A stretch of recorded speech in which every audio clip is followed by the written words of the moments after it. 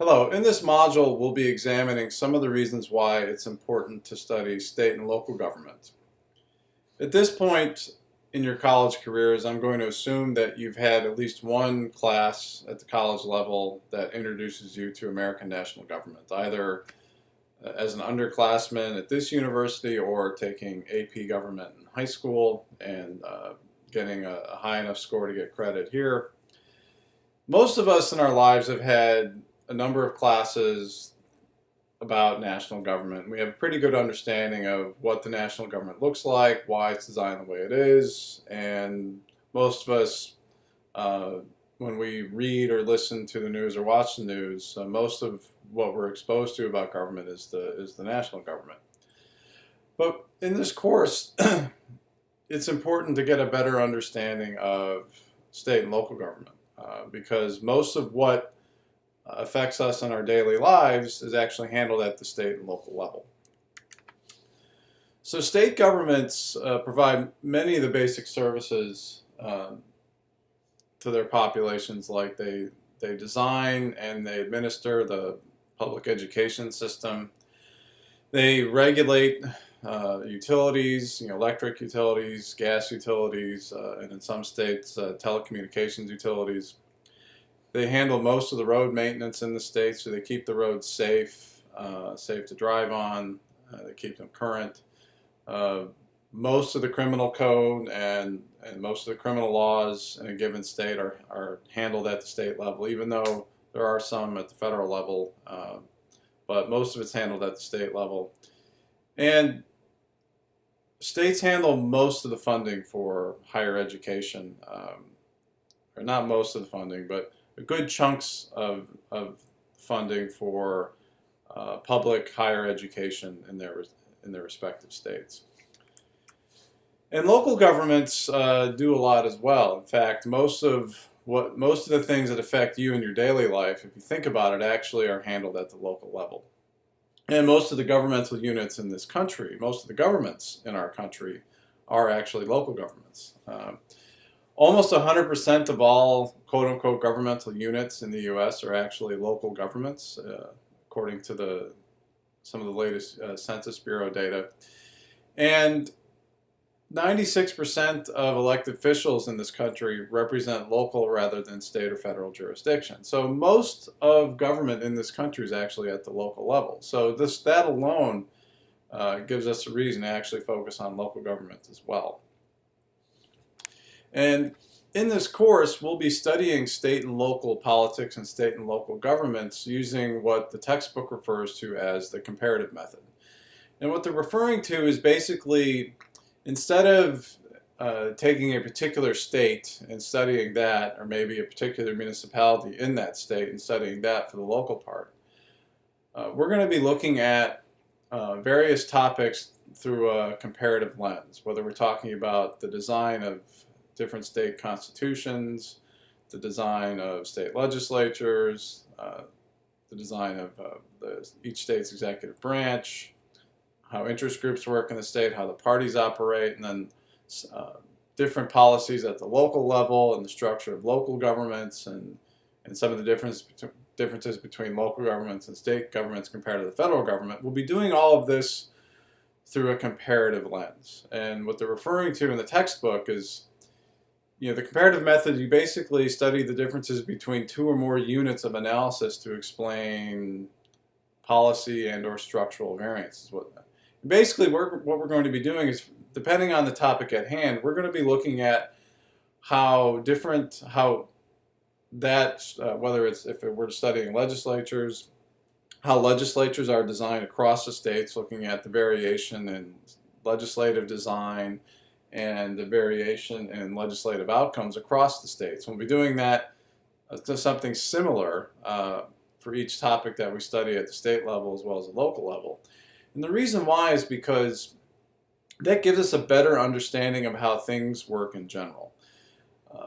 The federal government is a good benchmark to keep in mind as you study different topics in this class. When we're learning about different things at the state level or the local level, think about how that compares to the federal government. And the reason why it's good to use the comparative method is, one, is that there's a lot of overlap and a lot of similarities between the state governments in this country and the federal government, and even a lot of overlap between local governments and the federal government. And actually if you look at across the three levels of governments in our society, federal, state, and local, there's a lot of similarity in how governments are designed and how they operate. There's also a lot of differences, but there's also enough overlap, there's enough that are similar, enough things that are similar across these three levels that make it useful and opportunistic to study these things in a comparative perspective. And the reason why is because while the federal government serves as a model for every state government, the way it's designed and what it does, as well as it serves as a model for every local government, and as well as every state government serves as a model for every local government within its state. And studying things comparatively gives you a better understanding of how things work in general. So if you want to understand why certain policies work well or don't work well, it's better to look at how all the states do it. And it's better to look at how all municipalities do it, but instead of just focusing on, one or two particular states. Focusing on if you've taken a class in research design, or statistics, the fewer units of analysis that you examine and trying to understand start trying to get a better understanding of a political phenomenon, the fewer units of analysis you have, the less likely it is that you're going to draw an accurate conclusion about how some cause, trying to study a cause and effect. So, for example, if you want to understand why the minimum wage increases or decreases the number of jobs in a given state, you want to look at how all states have designed their minimum wage policies, and you want to look at how and the variation of how they design the policies, and then you want to look at the variation of the outcomes to get a better sense of why things work the way they do. And you want to do the same at the local level. So the more data you have in general, the more information you have in general, you get a better sense of how things work. And that's going to apply to trying to understand how government operates, why it's designed the way it does, so that if you're interested in getting into public service someday or working in something on the periphery of public service, if you have a better understanding of how things operate and why, you'll have a better sense, you'll have a better opportunity to actually make positive change if you're going to do something in your career related to public service. And so the textbook uses a comparative method. Most research on state and local politics uses a comparative method, so we're going to be studying things using the comparative method in this class as well. And within the lens of using the comparative method, we're going to be looking at the basic differences across states and localities along a few major, or broadly speaking, a few major lines.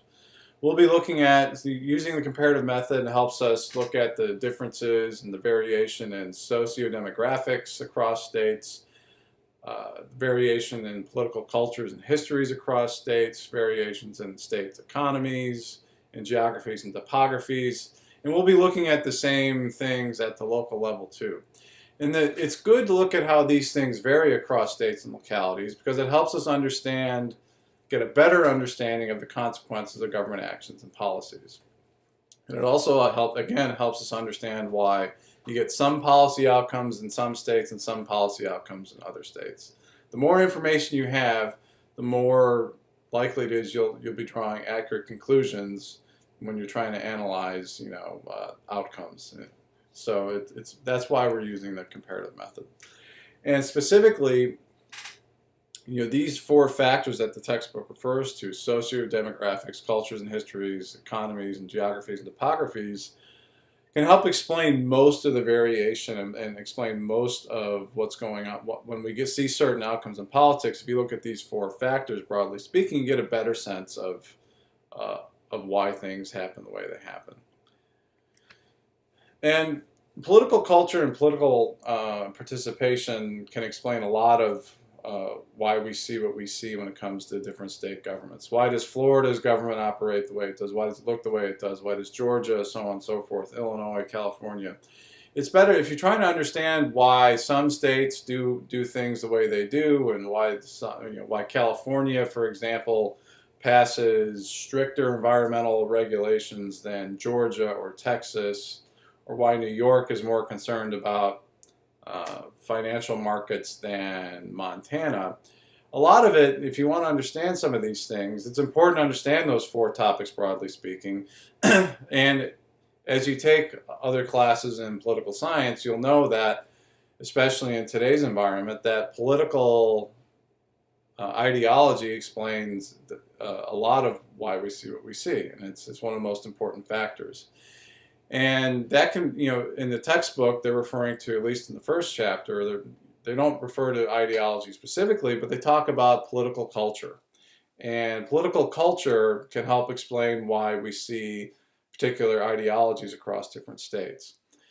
And in state politics research, one of the most influential theories of political culture, which can help explain why we see specific or particular political ideologies in different states. This was first put forth by a political scientist named Daniel Elazar in the 1960s. Elazar wanted to explain why different states have different political cultures. Why are some states more conservative and anti-government intervention compared to other states who are more embracing of government and actually are much more positive about government's role in society. So he set forth to explain why this happens in different regions of the country. And his theory about political culture is that the political cultures we see in various states today, like Florida, Texas, Georgia, Hawaii, Alaska, and so on, is a product of how immigrants settled in the United States. The United States, in the last 200 years has been either a melting pot, or what some people refer to as like a kind of like a mixed salad of different cultures across the world. And most of the last 200 years, our population has grown mostly because of migrations from different parts of the world, especially Europe. And Elazar argued that the religions and economic backgrounds of different groups of people that have flowed into the United States established political cultures in particular states. And most of our immigration patterns came from Europe, but at least through the early to mid 20th century, and then we saw much greater migration flows from other parts of the world, East Asia, Africa, different parts of Africa, Eastern Europe, and so on and so forth. Elazar looked at migration patterns from Europe, at least through the 1940s and 50s, and tried to looked at where people came from Europe and where they settled in the United States, and developed a theory and some concepts of political culture across different regions of the country. And Elazar argued that there's broadly speaking, three types of political culture in this country. We have a moralistic culture, an individualistic culture, and traditionalistic culture. And the moralistic culture, states that have a moralistic culture, the population generally speaking, now that's not everyone within a given state, but he's talking about central tendencies. So like the average tendency, if you look at the population in a state at large, states with a moralistic culture, generally their population wants the government to help them find what he calls the good life. Governmental service is public service. So government and public affairs represent the means to the greater good. Basically, government can help raise the standards of life in society in that state. And people believe that government can be interventionist. Government can intervene in private affairs as long as it serves the community's goals. So moralistic states believe in government, they believe in public service, and they think that the government can do good, and government should do good. Government should do a lot, and we should have active government. And because they believe that the role of government is to improve the standards for everybody, not just a few. And we tend to see moralistic cultures, according to Elazar, in New England, the upper Midwest, and the Pacific Northwest.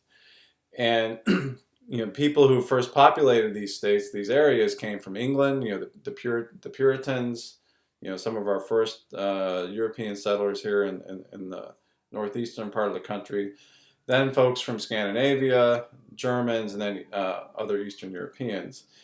And the states that have a moralistic culture, moralistic political background, have generally high levels of political participation. States with an individualistic culture have a less positive view of government, though they still embrace government for a number of reasons. They think the government should be utilitarian, so anything the government does should bring the most positive value to everybody.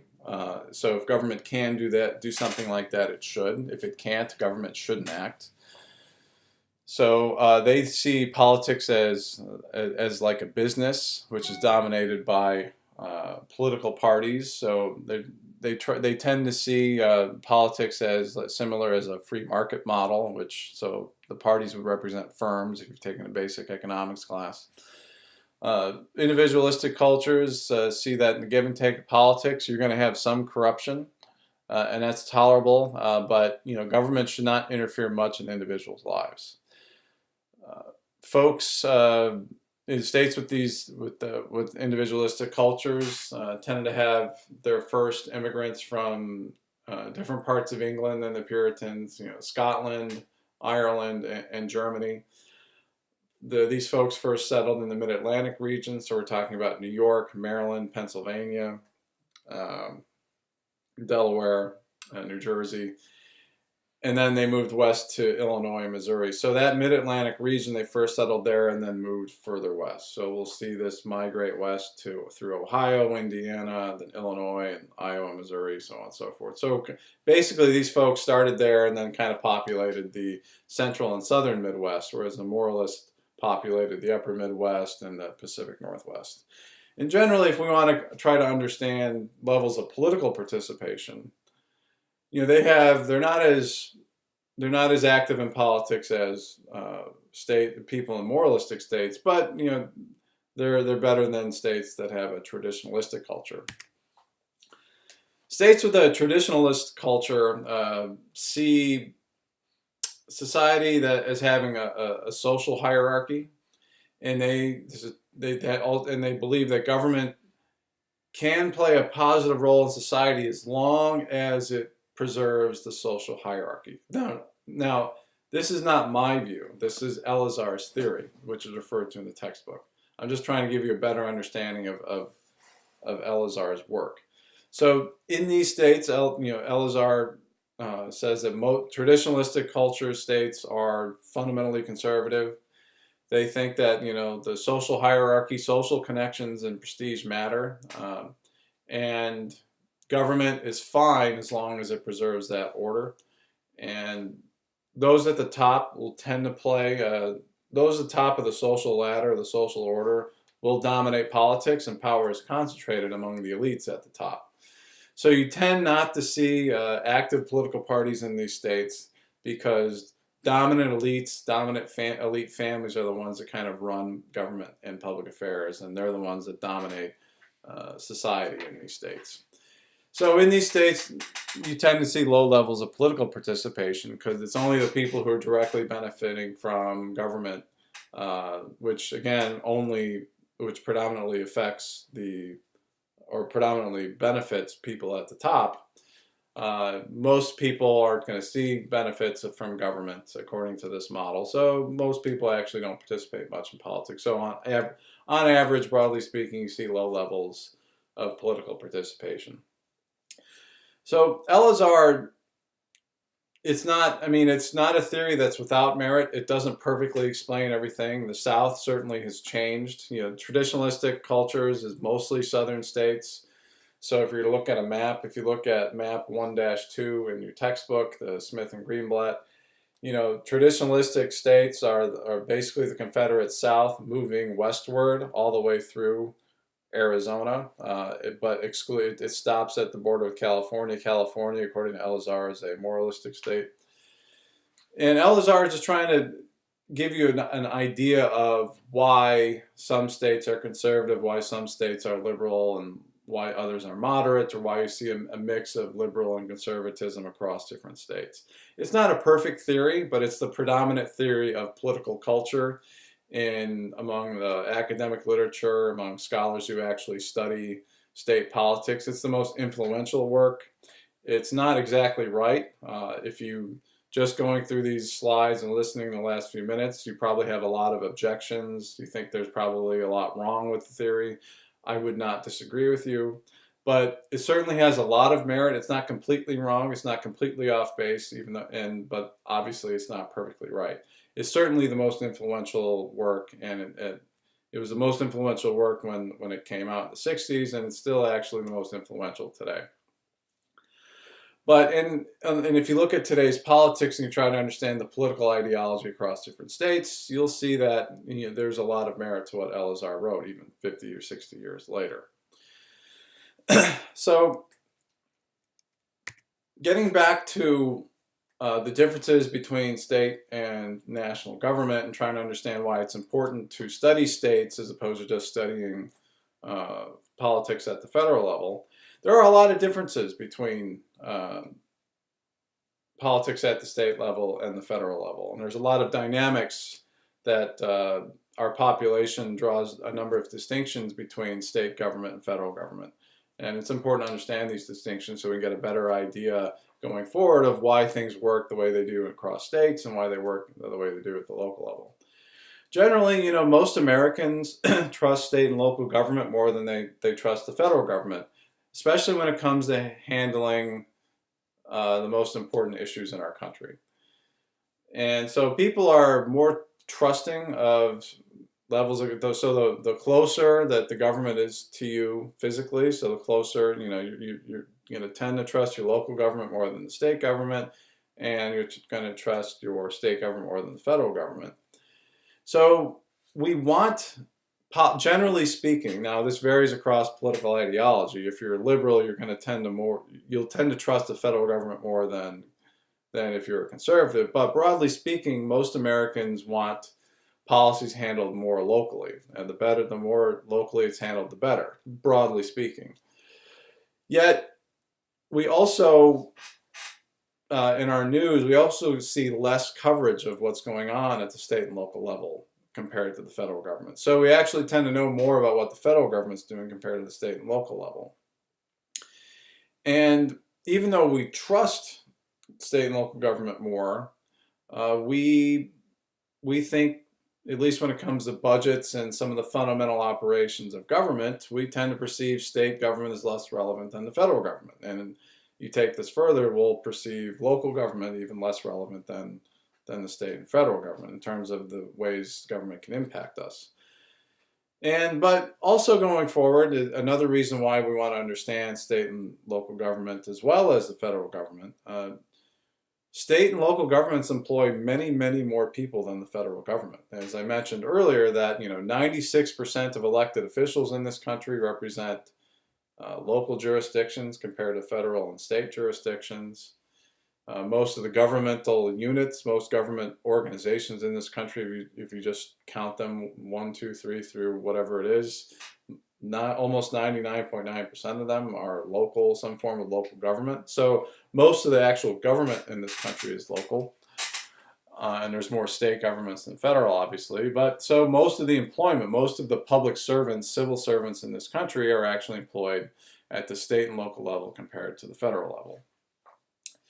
But another reason why we want to understand state and local government, in addition to having already probably a decent understanding of the federal government, is that governance in general in this country is a network, a mix, like an interdependent network between the federal, state, and local governments in this country than one that's strictly a hierarchy between where the federal government handles like the biggest, most important things, and then the state government handles other things, and then we see the local governments handling the rest. If you pick most policy areas that affect your daily life, if you just sit down and think about it like, what types of things do governments that affect me in general, you will actually, if whatever you think of, the first few things you think of are most likely going to be handled by the federal, state, and local governments together.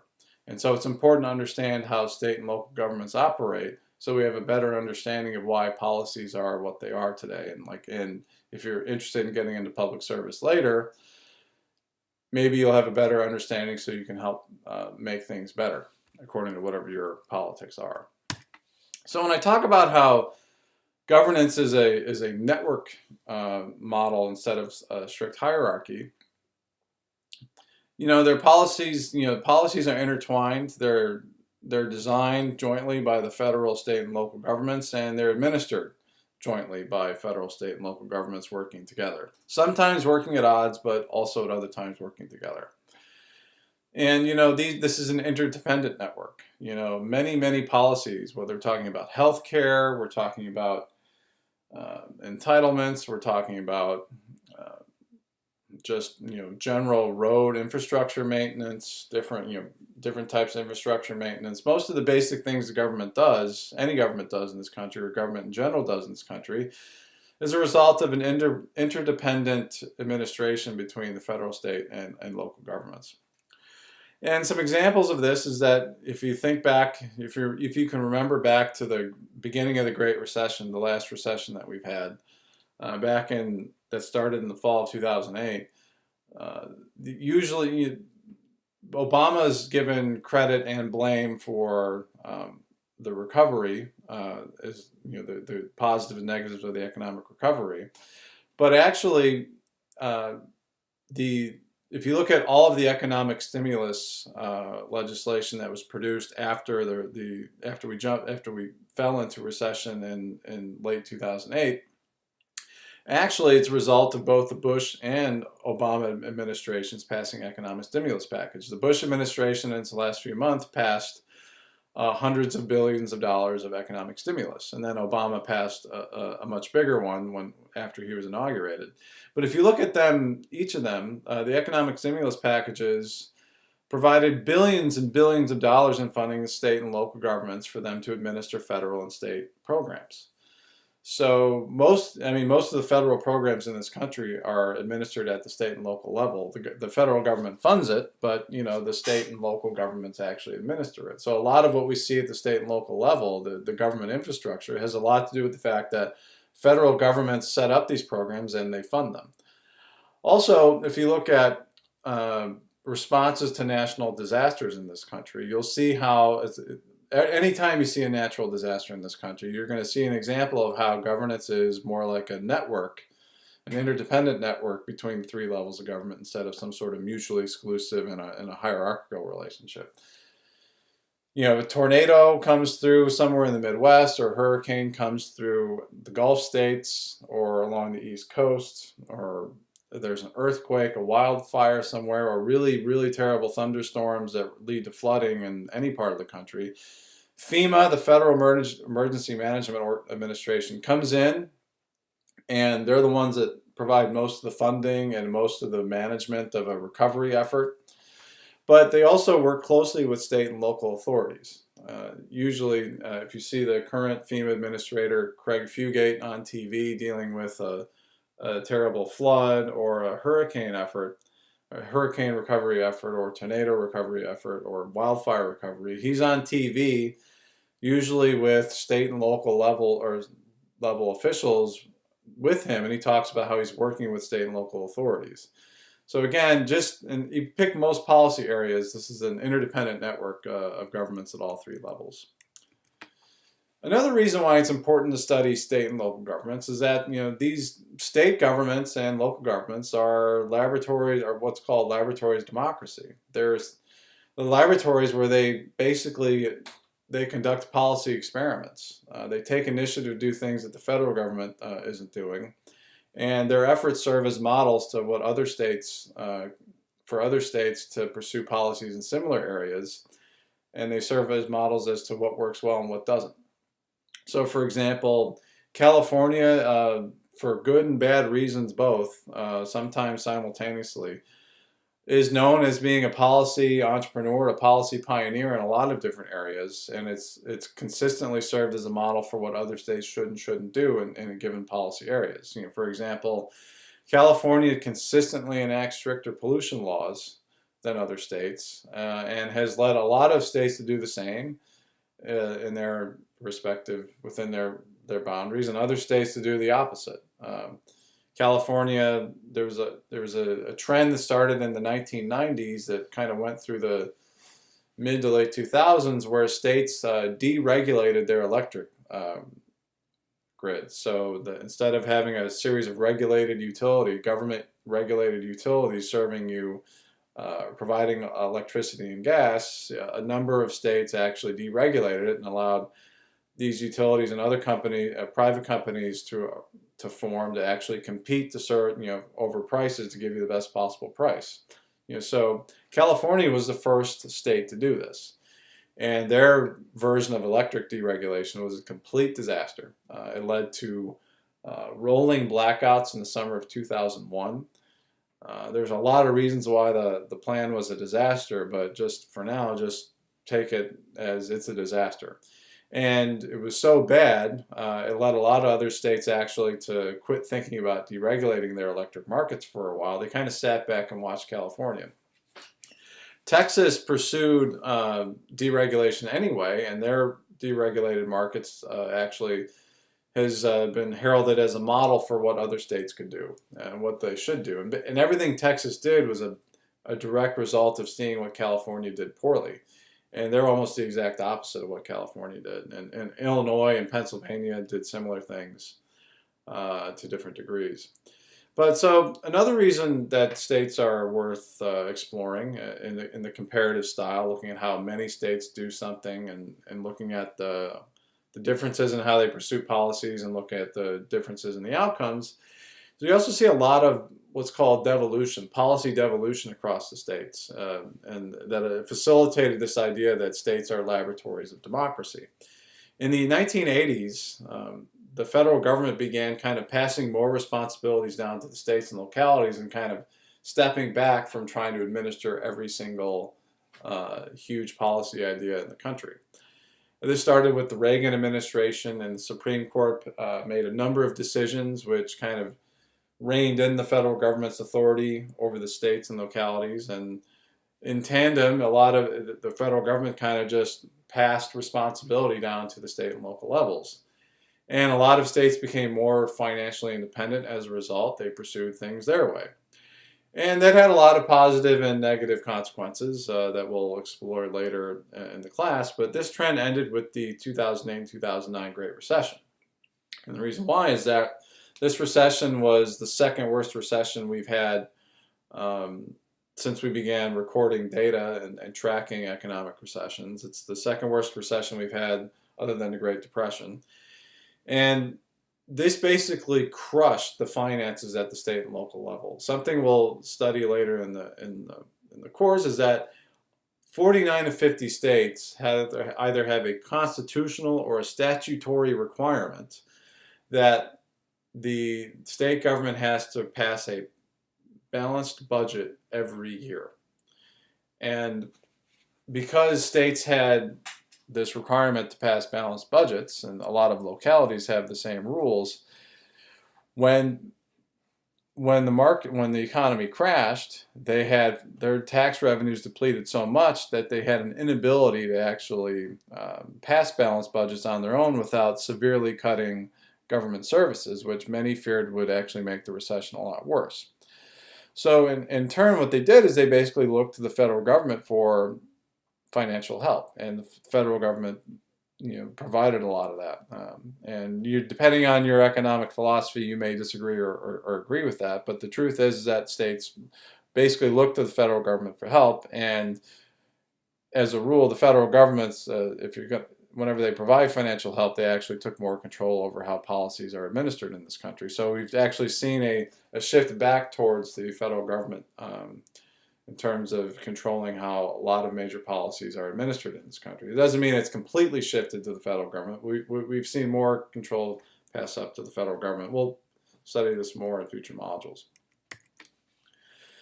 And This process, whether states take on more responsibility from the federal government or not, we'll study later in the course. So it has to do with whether the degree to which states take more responsibility for changing the policy status quo in their states compared to the federal government depends on a few things.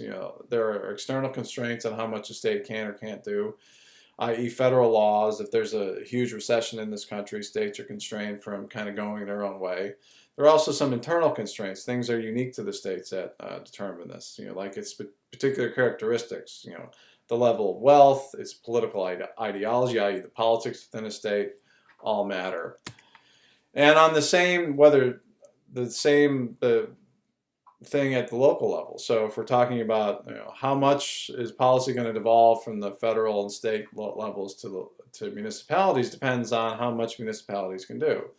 You have external constraints. The degree to which states regulate policies from the state capital.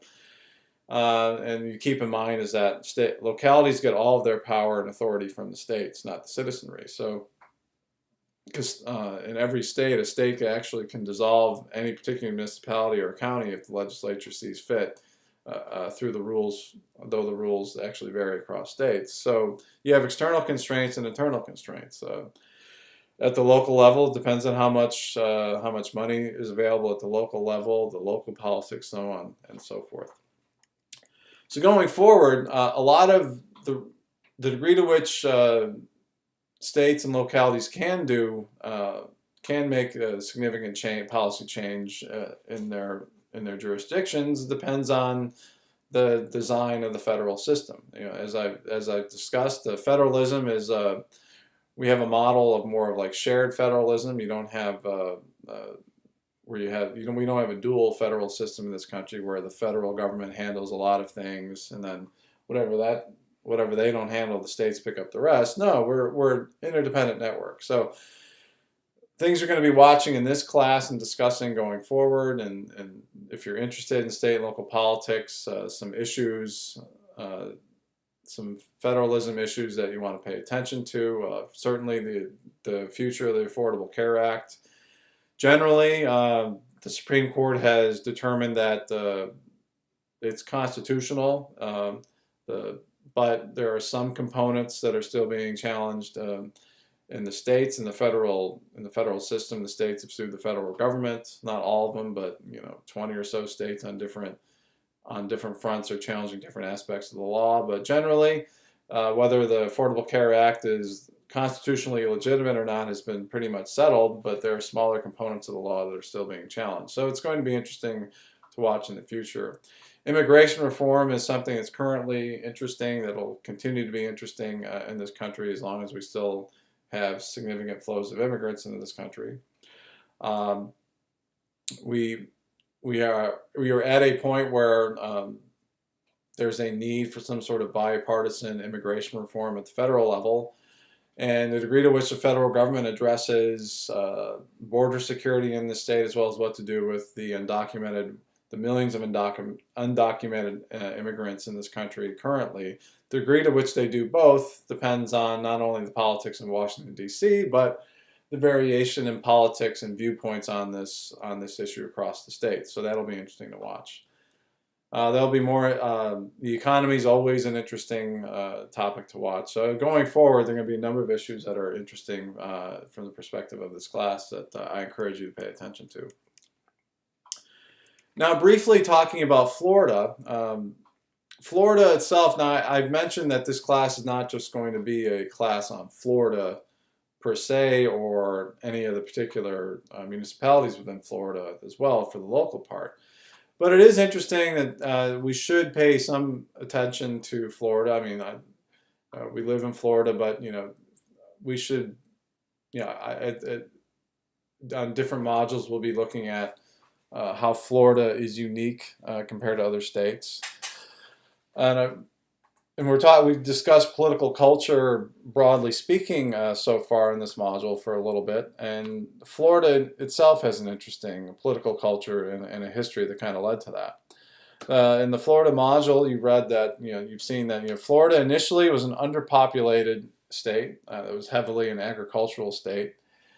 Most of the population, if you look at the population pattern across since the mid 19th century when Florida, early 19th century when Florida officially became a territory of the United States and eventually a state. If you look at the population patterns in the state, the population doesn't really grow until well into the 20th century. And a lot has to do with the fact that we didn't have air conditioning in Florida until at least the late 19 teens. And after that point, you see a lot of people start flocking down to Florida because it was just too hot. The humidity was too hot for people to handle. This was already an underpopulated state.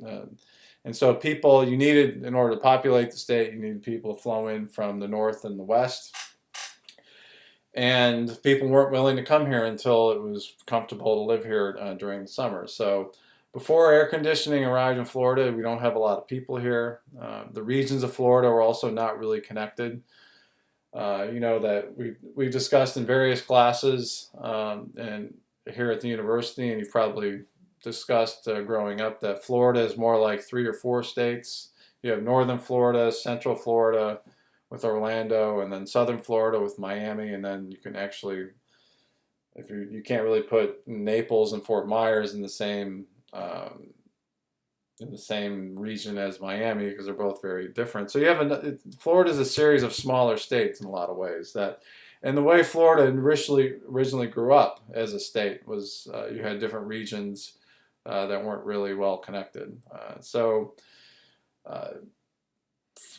The Jacksonville, Tallahassee areas were much more populated.